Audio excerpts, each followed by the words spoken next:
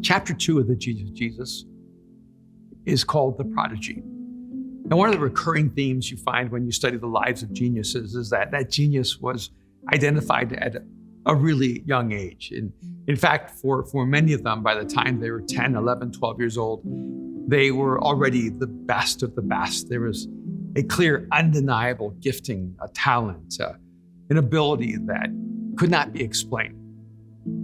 And you see this even in the life of Jesus. There's not much we know about Jesus from birth to the age of, let's say, around 30. There's really only one significant picture, and that's when Jesus is around the age of 12. They're traveling across cities, and they go to Jerusalem, and Jesus disappears. His parents can't find him. Mary's terrified, looking for him. And he's at the temple. He's having a conversation with the religious leaders. And you have to understand that the temple would have been the Jewish people's parallel of the Acropolis. It was where the great philosophers, the great theologians, the great thinkers would gather together and discuss the big issues in life. But for the Hebrew scholars, they were both a combination of a philosopher and theologian. They would try to make sense of the meaning of life, but they would also try to make sense of the meaning of the scriptures and of the law and the prophets. And there Jesus shows up at the age of 12. And this is the kind of space you only enter into by invitation and with the right credentials. And yet Jesus steps into this environment, and he has the greatest thinkers of his time mesmerized. They are overwhelmed by his genius. And it wasn't the answers he was giving that overwhelmed them. It was really the questions. In fact, it says they were astonished by his questions.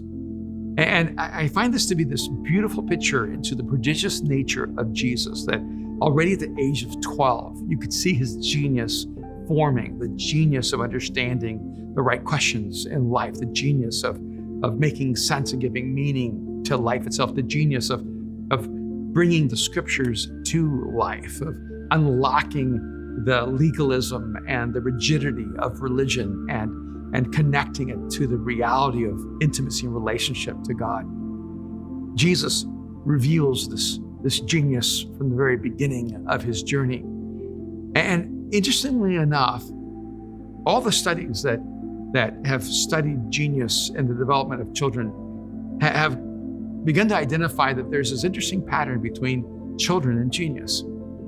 You know, when Jesus says, "Let the children come to me," or "Unless you think or are like a little child, you cannot enter my kingdom," there may be a lot more to that than we think. Because what we found is that the way we think as children may be the key to learning how to think as an adult. It seems that a lot of us confuse maturity with actually becoming standardized, that growing up is really about stepping into the status quo.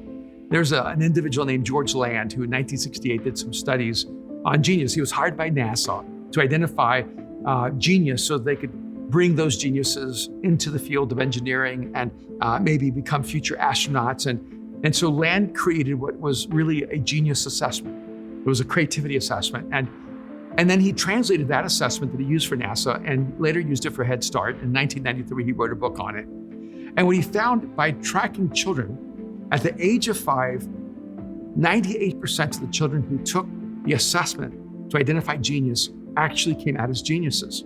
98% of children were geniuses. Those same children, 5 years later, were identified, well, not as geniuses, but there was a transition. From 98%, now only 30% of the 10-year-olds were identified as geniuses, still tested out as genius. Those same children, 5 years later, now only 12% were identified as geniuses. So at the age of 5, 98% of them passed the genius assessment, were geniuses. At the age of 10, only 30% passed the assessment to be geniuses. And then by the age of 15, only 12% of them were identified as geniuses. And by the way, by the time That same assessment was taken by adults. Only 2% of adults test out are identified as geniuses. So it seems from the research of Land and others that genius is something that's inherently human. It's not something that exists in the rare few. It's actually something that exists in all of us.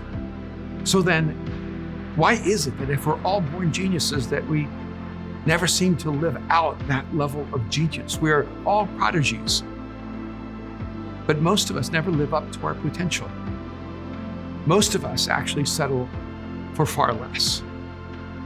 See, the you that is average, that average you will form without discipline, without focus, without intention. But the you that is actually a genius, that genius has to be nurtured, developed. It has to be disciplined, refined, so that it can be unleashed. In some ways, what I'm asking you to do is not to try to become something you were never intended to be, or to become something that you are not. What I'm asking you to do, what I'm inviting you to do, is to go back to discover who you really are.